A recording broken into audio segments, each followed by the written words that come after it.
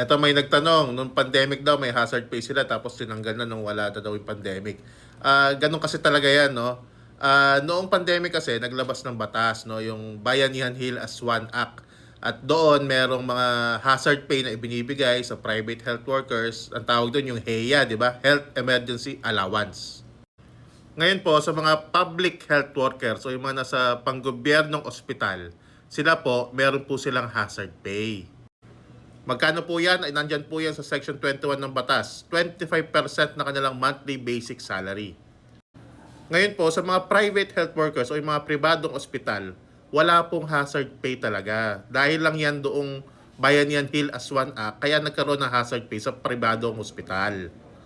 Pero ito po, meron pong i-file ngayon sa 20th Congress, no, ng Kamanggagawa Party List na Magna Carta for Private Health Workers para magkaroon din po ng hazard pay yung ating mga private healthcare workers. So sana masuportahan yan at maging batas yan. Para sa ganon, magkaroon na rin ng hazard pay yung mga nasa pribadong ospital.